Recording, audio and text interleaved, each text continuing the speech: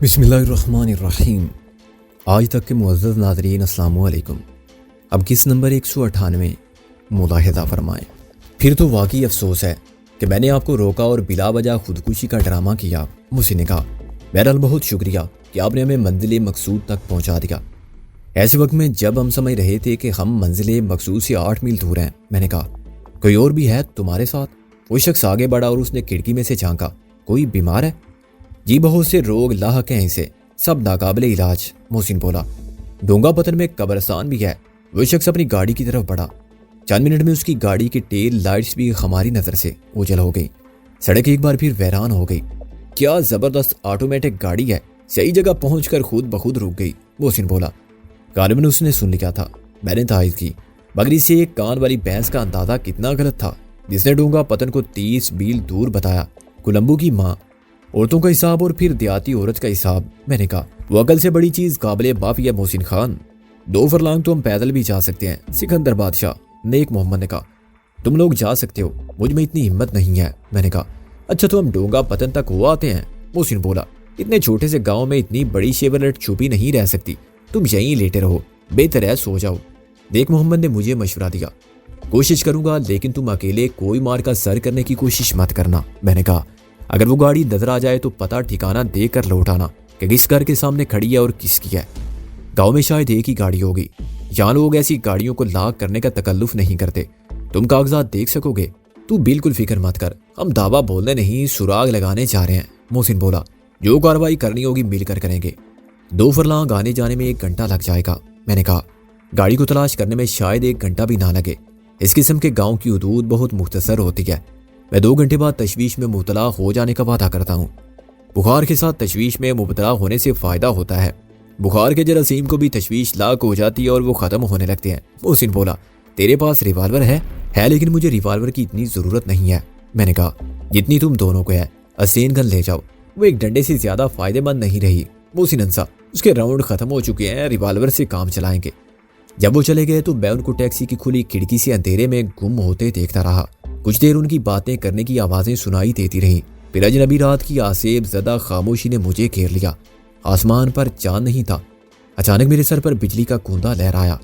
میں نے حیرانی سے آسمان کو دیکھا، بادل چپکے امڑ آئے تھے اور اب اپنی صف در صف سیلاب فوج کی آمد کا اعلان کر رہے تھے۔ بجلی کی چمک کے ساتھ ایک گرج کی ہلکی سی آواز آئی اور ہوا ایک دم تیز ہو گئی۔ بڑے بڑے درخت سنسنانے لگے جن کا وجود کالے آسمان کے کینوس پر سیاہی سی بری ہوئی تصویر کی طرح تھا۔ ہوا میں جھومتے ان کی شاخیں یوں آگے جھکتی تھی جیسے میرے خیالوں کی عفریت مجھے اپنے منحوس بازوؤں میں اٹھا لینا چاہتے ہوں۔ میں نے رابعہ کا تصور کیا، اس کے روح زیبا کی چاندنی سے اس رات کی تاریکی کو منور کیا جو میرے رگوں پے میں تنہائی کا خوف بن کے اترنے لگی تھی۔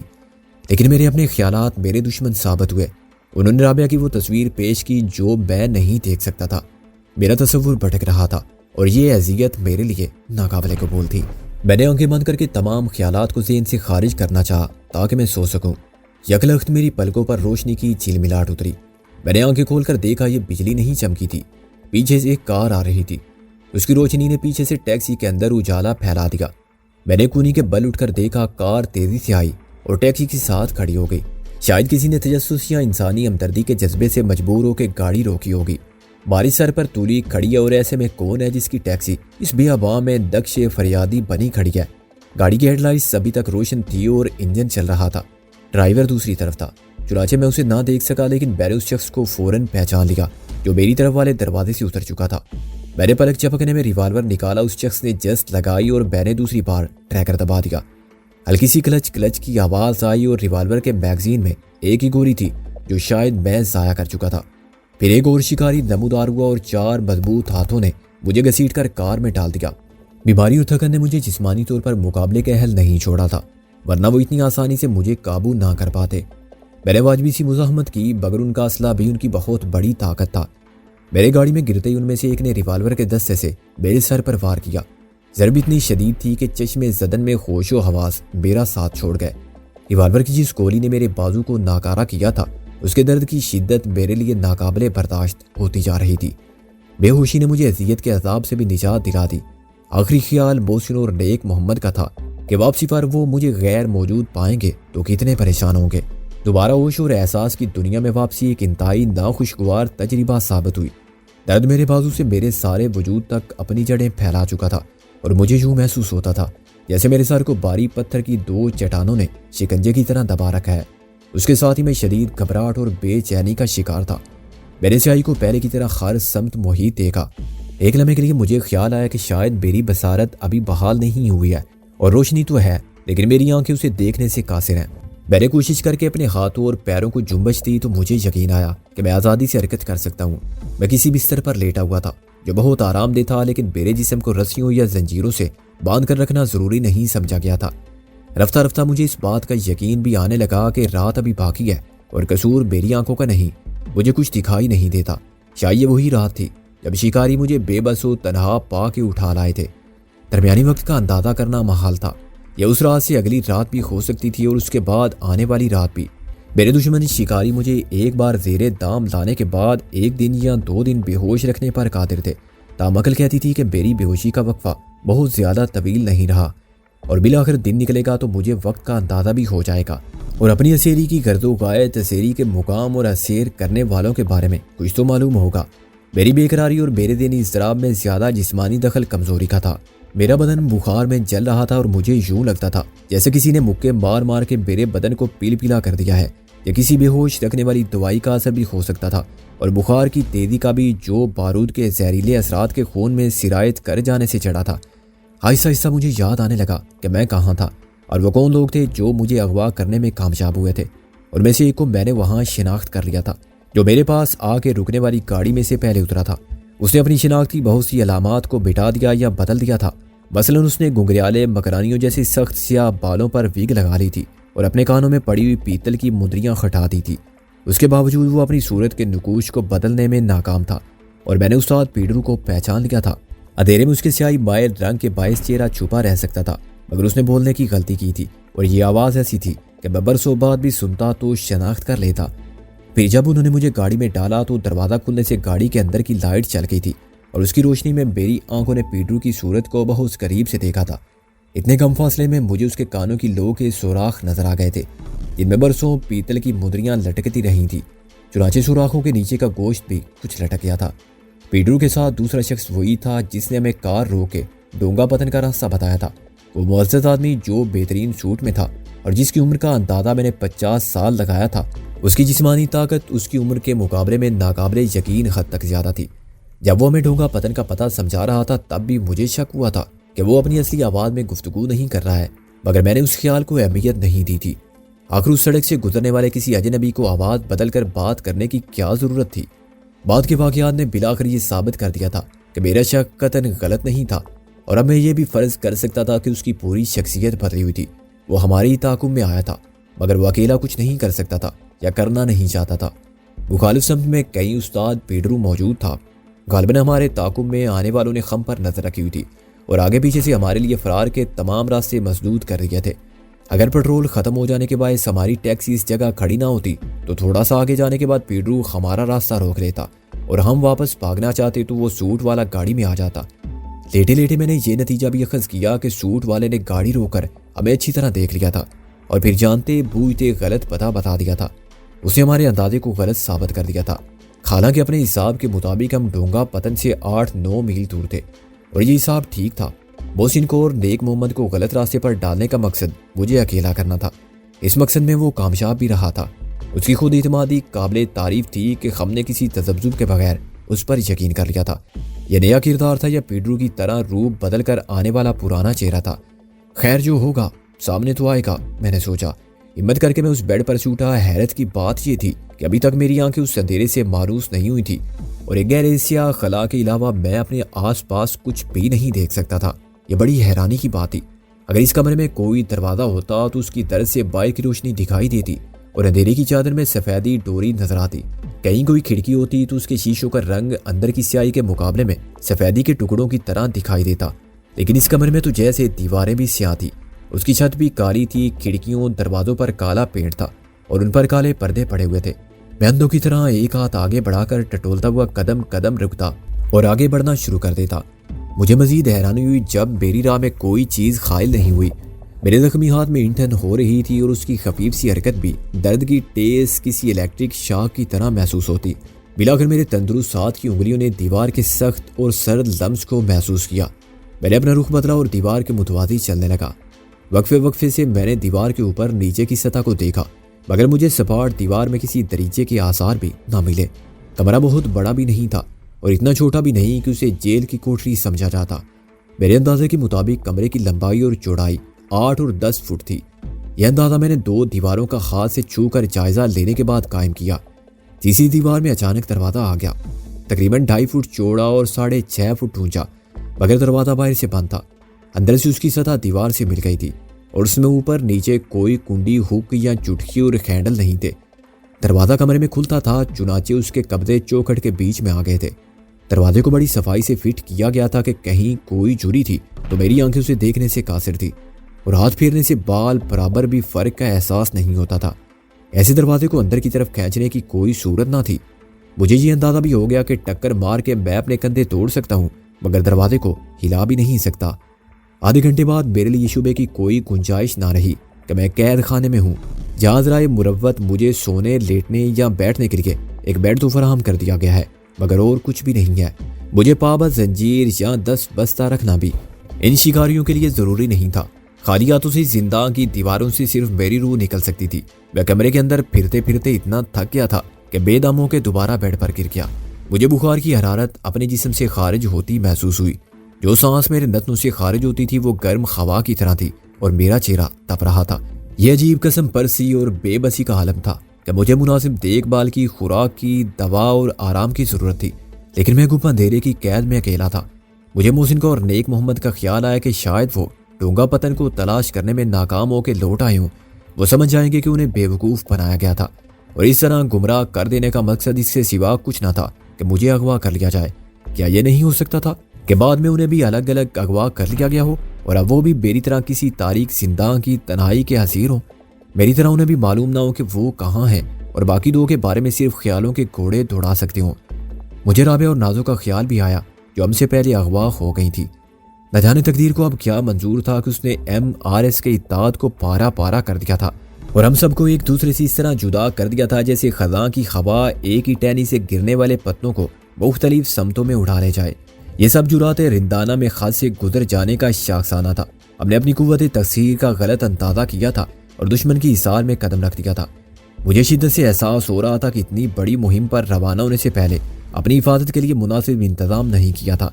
اس امکان کو ذہن میں نہیں رکھا تھا کہ ناکامی کی صورت میں کوئی ہماری مدد کے لیے پہنچ سکے گا یا نہیں۔ کم از کم 2 افراد عملاً ہمارے کام آ سکتے تھے، عبدالودود منظر اور مرزا غالب، لیکن ان دونوں کو علم ہی نہیں تھا کہ ہمارے عزائم کیا ہیں، اور اب تو ہم خود بھی نہیں جانتے تھے کہ ہم کہاں ہیں، تو اور کسی کو یہ بات کیسے معلوم ہو سکتی تھی؟ جب تک ہم ایک ساتھ تھے ہمارا اعتماد ناقابل شکست تھا اور ہماری قوت ہمارا اتحاد تھا، مگر اب ہم اکیلے ہو چکے تھے اور ایک دوسرے کی مدد کی امید بھی نہیں رکھ سکتے تھے۔ میں نے چشم تصور سے ہر مہربان صورت کو خیالوں میں آباد کرنا چاہا۔ میں نے کوشش کی کہ انہیں ہنستا، مسکراتا، آزاد اور اکٹھا دیکھوں، لیکن میرا ذہن مایوسی کے احساس سے شکست خوردہ تھا۔ میں نے ان سب کو اپنی طرح قید میں بے بس اکیلا دیکھا۔ ہم سب کو ایک دوسرے کا خیال تھا اور ایک دوسرے کی مدد سے رہائی پانے کی توقع تھی، لیکن انہیں معلوم نہ تھا کہ وہ سب ایک جیسے بے بس ہیں۔ ذہنی انتشار کی اس کیفیت میں مجھے خیال یہ بھی آیا کہ ممکن ہے ہم سب ایک دوسرے کے بہت قریب ہوں، آگے پیچھے، دائیں بائیں یا اوپر نیچے کے کمروں میں قید ہوں، مگر ذہنی طور پر اس احساس کا شکار ہوں کہ ہمارے درمیان طویل فاصلے حائل ہیں جو نامعلوم سمتوں میں پھیلے ہوئے ہیں۔ میں نے دروازے پر لاتیں ماری، دلاور کو چلا چلا کر گالیاں دی، پیڈرو کو پکارا اور پھر وہیں گر کر بے ہوش ہو گیا۔ نہ جانے کتنی دیر بعد پھر مجھے ہوش آیا۔ وہی بھیانک کالی رات ابھی تک مجھ سے چمٹی ہوئی تھی، جیسے وہ رات نہیں، ناٹنے والی سیاہی ہے جس میں میرا وجود ہوتا زن ہے۔ میں کاجل کے پہاڑ میں گھس گیا ہوں اور اب روشنی کا ایک ذرہ دیکھنے کے لیے دیوانہ وار منجمد تاریکی سے لڑ رہا ہوں۔ مجھے اس بے ہوشی کے بعد دوبارہ زندگی کب ملی یہ میں یقین کے ساتھ نہیں بتا سکتا۔ وہ قاتل سیاہ رات 24 گھنٹوں پر محیط تھی، 48 گھنٹوں تک پھیلی ہوئی تھی یا اس سے بھی زیادہ۔ اس کا اندازہ میرے لیے ممکن نہیں تھا۔ احساس اور ہوش ختم ہونے سے قبل ہی میں وقت پر اپنی گرفت کھو چکا تھا۔ آزاد انسانوں کی دنیا میں صبح ہوتی ہے، شام ہوتی ہے، سائے گھٹتے بڑھتے ہیں، اندھیرا روپ بدلتا ہے اور اجالا سمٹتا پھیلتا ہے، تو گھڑی پر نگاہ ڈالے بغیر بھی وقت کے مسلسل آگے بڑھنے رہنے کی انسان کو خبر ملتی رہتی ہے۔ یہ نہ ہو تب بھی نیند اور بھوک کی ضرورت انسانی جسم کو وقت سے آگاہ رکھتی ہے، مگر میں ایک ایسی مصنوعی رات کے اندھیرے کا قیدی تھا جس میں وقت کا تصور بھی محال تھا۔ بہت پہلے مجھے یقین آ چکا تھا کہ میں اس حالت میں مر رہا ہوں، اور مجھے ذرا بھی شبہ نہیں تھا کہ اسی کیفیت میں موت یوں آئے گی کہ مجھے خبر بھی نہ ہوگی۔ اچانک ٹھنڈک نے میرے جسم میں پھیلنا شروع کیا۔ زندگی کا پہلا جھٹکا الیکٹرک شاک کی طرح تھا۔ مجھے ایسے لگا جیسے میں جلسہ دینے والی ریت پر پڑا ہوا تھا کہ مجھے اٹھا کر برف میں دفن کر دیا گیا ہے۔ میرا بکھرتا ہوا وجود پھر اپنی اصل حالت کی طرف لوٹنے لگا۔ آب حیات کا ایک ایک قطرہ میرے خشک حلق سے اترتا جا رہا تھا۔ میری خشک چمڑے جیسی زبان ہر قطرے کو چوس رہی تھی، جذب کرتی جا رہی تھی، اور نمی کا اثر پھیلنے لگا تھا۔ یہ گرم کی ایک نئی کیفیت تھی جب میرے جسم کا سہرا ایک ہی بار میں سمندر کو پی جانے کے لیے تڑپ رہا تھا، لیکن برسوں کی کڑی دھوپ میں جلنے والی زمین پر بادلوں کی پھوار پڑ رہی تھی۔ آرزو کی شدت سے میرا دل اینٹنے لگا۔ دوبارہ زندگی پانے میں بھی اذیت کا وہی سفر تھا، لیکن اس میں میری جد و جہد کو تقدیر کی شاوری کا سہارا حاصل تھا۔ پانی میں غالباً گلوکوز کی مٹھاس تھی اور ہلکی سی نمکینی تھی۔ پانی اور پانی، میں نے اپنے ہونٹوں سے ادا ہونے والے الفاظ کو اپنے کانوں سے سنا۔ ہاں ہاں، یہ لو، میری آواز کا جواب آیا۔ جواب دینے والی کوئی عورت تھی۔ پھر چمچہ میرے دانتوں سے ٹکرایا اور ایک چمچہ پانی میرے حلق سے اتر گیا۔ تھوڑا تھوڑا کر کے پیو، ایک دم نہیں۔ چمچہ کسی گلاس کے کنارے سے لگا۔ میرے بے قرار ہاتھوں نے اچانک حرکت کی اور اندھیرے میں گلاس پر قبضہ کرنا چاہا تاکہ میں سارا پانی ایک ہی سانس میں پی جاؤں۔ گلاس فرش پر گرا اور پانی کے چند چھینٹے میرے چہرے تک پہنچے۔ گرا دیا سارا پانی؟ اسی عورت نے ملامت امیز لہجے میں کہا۔ میں نے تمہارے ہی فائدے کے لیے ایک بات کہی، مگر تمہاری سمجھ میں نہیں آئی۔ اب صبر کرو۔ پانی، خدا کے لیے، میں پھر ایسا نہیں کروں گا، میں نے کرا کر کہا اور اس کا ہاتھ پکڑ لیا۔ چھوڑ دو میرا ہاتھ، وہ ایک جھٹکا دے کر درست لہجے میں بولی اور اپنی کلائی چھڑا لی۔ میرے ناتواں ہاتھوں میں اتنا دم نہیں تھا کہ میں اپنی گرفت قائم رکھ سکتا۔ مجھے جہاں آنا ہی نہیں چاہیے تھا، میں جا رہی ہوں۔ ٹھہرو، میری بات سنو۔ میں نے بڑی مشکل سے کہا، مجھے یہ تو بتا دو کہ میں کہاں ہوں، تم ہو کون؟ جواب میں میرے کانوں نے دروازہ کھلنے اور بند ہونے کی آواز سنی، لیکن اس سے میرے گرد پھیلی ہوئی تاریکی میں کوئی فرق نہیں پڑا۔ جب وہ میرے قریب تھی اور میں نے اس کے ہاتھ کو پکڑا تھا تب بھی میں نے اسے نہیں دیکھا تھا۔ وہ فقط ایک آواز تھی، اندھیرے کی آواز۔ اس کی صورت کا، اس کے پیکر کا تصور کرنا میرے لیے ناممکن تھا۔ میں نے آخری بار چلا کر اسے روکنا چاہا اور اٹھنے کی کوشش بھی کی، مگر نکات کے باعث میں وہیں گر گیا۔ میرے ہاتھوں نے فرش کی اس نمی کو محسوس کیا جہاں پانی گرا تھا، اور بے اختیار میں نے اس ٹھنڈک پر اپنے رخسار رکھ دیے۔ ایسا کرنے سے میں اپنی بصارت کو بچانے میں کامیاب رہا۔ اگر میرا چہرہ اوپر ہوتا اور میری آنکھیں کھلی ہوتی تو سوا نیزے پر یک لخت اترنے والے سورج کی خیرہ کن روشنی مجھے ہمیشہ کے لیے اندھا کر دیتی۔ مسلسل تاریکی میں رہنے کے بعد میری آنکھیں اس قابل نہیں رہی تھی کہ ہزاروں واٹ کی سرچ لائٹ سے جلکار کرنے والی روشنی کو برداشت کر سکیں۔ مجھے یوں محسوس ہوا جیسے روشنی کسی طاقتور طوفانی سمندر کی موج کی طرح میرے جسم سے ٹکرائی ہے۔ میں اپنی مدافعت میں اس طرح سمٹ گیا جیسے خطرے کا احساس ہوتے ہی کچھوا اپنے خول میں سمٹ جاتا ہے۔ میرے چہرے کو نیچے کیا اور اپنے دونوں ہاتھوں سے اس روشنی کو روکا جو بند پلکوں سے گزر کے آنکھوں میں کرچیوں کی طرح چبھ رہی تھی۔ تم اس حالت میں کتنے قابل رحم لگ رہے ہو، ایک ایچوے سے بھی زیادہ حقیر اور کمزور۔ ایک آواز کی گونجنے کا، خدا کے لیے اس روشنی کو بند کر دو، میں چلایا۔ اس آواز کا کہہ کا میرا مذاق اڑانے لگا۔ روشنی سے اتنا ڈرتے ہو؟ تم یقیناً تمام زندگی اسی اندھیرے میں گزارنے کی خواہش مند تو نہیں تھے؟ کیا تم نہیں چاہتے کہ پھر اجالا دیکھو؟ اگر ہم چاہتے تو ایسا ہو سکتا تھا۔ تم جس اندھیرے میں تھے، قبر کا اندھیرا اس سے مختلف نہیں ہوتا۔ تم کو معلوم بھی نہ ہوتا اور تمہارے وجود کو اس جگہ سے تمہاری خاک کے ابدی زندہ میں منتقل کر دیتے، مگر ہم نے ایسا نہیں کیا۔ کیوں نہیں کیا؟ میرے ہاتھوں کو تھوڑا تھوڑا زمین سے اوپر اٹھایا اور آہستہ سے تھوڑی سی آنکھیں کھولی۔ اس لیے کہ ہم تمہیں سچ بول کر اپنی زندگی بچانے کا ایک موقع دینا چاہتے تھے، اس آواز نے کہا۔ میں اب بھی سجدے میں پڑا ہوا تھا اور میرا چہرہ زمین کی طرف تھا۔ اس طرح کے دونوں ہاتھوں نے دونوں جانب سے آنکھوں کو پردہ فراہم کر رکھا تھا۔ ہتھیلیاں فرش سے آدھا انچ اوپر اٹھانے سے بھی جتنی روشنی آئی اس نے مجھے پھر پلکیں بند کرنے پر مجبور کر دیا، لیکن میں نے ہمت سے کام لیتے ہوئے پھر آنکھیں کھولی۔ دونوں طرف مجھے فرش یوں نظر آیا جیسے دوپہر کا سما میری آنکھوں کی تکلیف کچھ کم ہوئی ہو، جیسے میرے سوکھے بوند بوند پانی کے ترسے ہوئے جسم کو تھوڑا تھوڑا پانی دینا ضروری تھا، ورنہ وہی آب حیات میرے حق میں زہر بن جاتا۔ ایسے ہی میری اجالے کو ترسی ہوئی آنکھوں کو تھوڑی تھوڑی روشنی دی جا سکتی تھی اور اس کی مقدار میں آہستہ آہستہ اضافہ کیا جا سکتا تھا۔ میں نہیں جانتا تم مجھ سے کیا سچ جاننا چاہتے ہو، میں نے کہا اور ہتھیلیوں کو کچھ اور اوپر اٹھا لیا۔ کیا تمہیں اندازہ ہے کہ موت کی جان کنی کی اذیت میں تم کتنا وقت گزار چکے ہو؟ نہیں، لیکن مجھے اس اذیت کا اندازہ ہو گیا ہے، میں نے کہا اور آنکھیں کھلی رکھی۔ کیا دوسری بار اسی تجربے سے گزرنے کی بجائے تم موت کو قبول کرو گے؟ اس آواز نے کہا جسے میں ابھی تک شناخت نہیں کر سکا تھا۔ وہ دلاور کی آواز بہرحال نہیں تھی۔ مجھے معلوم ہے کہ تم مجھے مرنے نہیں دو گے، میں نے کہا اور ہاتھ فرش سے اٹھا لیے۔ اب میری آنکھیں روشنی کو براہ راست تو نہیں دیکھ رہی تھی، لیکن میں فرش سے اٹھنے والی روشنی کو دیکھ سکتا تھا۔ تمہارا خیال غلط نہیں ہے، تم سچ بولو گے، وہ ہنسا، لیکن ہمیں جلدی نہیں ہے۔ ہم پہلے یہ ضروری سمجھتے ہیں کہ تم مکمل طور پر اپنے ہوش و حواس میں آ جاؤ۔ جب تمہاری ذہنی و جسمانی توانائی بحال ہو جائے گی تو تم بہتر طور پر سمجھ سکو گے کہ تمہارے لیے سچ بولنا کتنا ضروری ہے۔ اگر تم نے مزاحمت کی تو عذاب کا دوسرا دور طویل تر ہوگا اور جتنا اذیت ناک ہوگا اس کا تم ابھی تصور نہیں کر سکتے۔ اس لیے ہم تمہیں موقع دیں گے کہ تم صحیح فیصلہ کر سکو۔ تمہیں یہ غلط فہمی نہ ہو کہ تم اپنی قوت ارادی کے بل پر اس عذاب کو جھیلنے میں کامیاب رہے تو اگلے عذاب سے بھی گزر جاؤ گے۔ تمہاری قوت برداشت کے غیر معمولی ہونے سے انکار نہیں کیا جا سکتا، لیکن اسے ناقابل شکست تسلیم نہیں کیا جا سکتا۔ میں جاننا چاہتا ہوں کہ تم کون ہو، میں نے سر اٹھا کر کہا۔ یہ تم اچھی طرح جانتے ہو، وہ ہنسا۔ تم یہ تو بتا سکتے ہو کہ میں کہاں ہوں، میں نے کہا۔ اس سے تمہیں کیا فرق پڑے گا؟ اگر میں کہہ دوں کہ تم زمین پر نہیں آسمان پر ہو، اپنا پتہ جان کر تمہیں کیا فائدہ ہوگا؟ تمہیں اس پتے پر کون سی ڈاک منگوانی ہے؟ وہ میرا مذاق اڑانے لگا۔ جو بات تمہارے پوچھے بغیر میں بتا سکتا ہوں اور جو تمہارے لیے صحیح فیصلے کو آسان بنا سکتی ہے وہ یہ ہے کہ میں تم کو تمہارے دوستوں کے بارے میں بتاؤں، یہ کہ وہ کہاں ہیں، کس سال میں ہیں۔ میں سانس رو کے بالکل سیدھا بیٹھا رہا۔ اب میں دیوار کی طرف منہ کیے آنکھیں کھولے اس کمرے کو جزوی طور پر دیکھ سکتا تھا جس میں مجھ پر ستم کی طویل سیاہ رات گزری تھی۔ میری آنکھیں روشنی کی عادی تھی، لیکن میں براہ راست اس اندھا کر دینے والی روشنی کی طرف دیکھنے سے گریز کر رہا تھا جو میرے پیچھے والی دیوار پر نصب تھی۔ کمرے کی دیواروں کا رنگ بالکل سیاہ تھا۔ میرے مقابل کی دیوار شاید 10 فٹ لمبی تھی۔ دائیں اور بائیں خات کی دیواریں 8 فٹ کی تھی، مگر سب پر جیسے تار کول مل دیا گیا تھا۔ اس سیاہ خانے کی چھت بھی اندھیری رات کے آسمان سے زیادہ سیاہ تھی، چنانچہ میں فرض کر سکتا تھا کہ پیچھے والی دیوار اور اس کمرے کے واحد دروازے کا رنگ بھی کالا ہوگا۔ انتہا یہ تھی کہ کمرے کے فرش پر بھی کالک مل دی گئی تھی۔ اس پورے منظر میں جو میری نظروں میں تھا، کہیں کوئی در دریچہ، کوئی روزن یا روشن دان نہ تھا جسے روشنی یا ہوا کا گزر ممکن ہوتا۔ پھر بھی کمرے میں نہ حبس تھا اور نہ گھٹن تھی۔ اس میں یقیناً ہوا کو گردش میں رکھنے کا کوئی نظام پوشیدہ تھا۔ ابھی تم آرام کرو، اس آواز نے مجھے چونکا دیا۔ کچھ کھاؤ پیو اور سوچو۔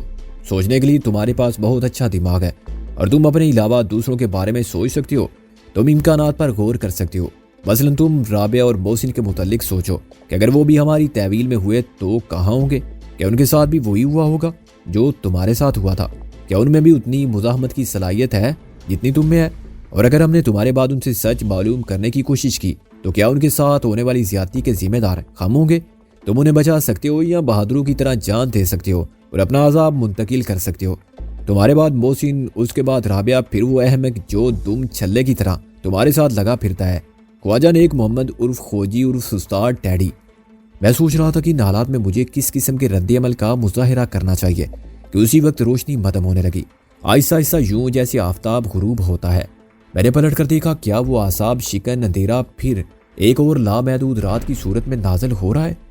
میں نے ڈوبتے دل کے ساتھ سوچا، وہ روشنی چھت کے اور دیوار کے سنگم پر نصب تھی اور اب ایک تہکتے ہوئے سرخ انگارے کی طرح رہ گئی تھی۔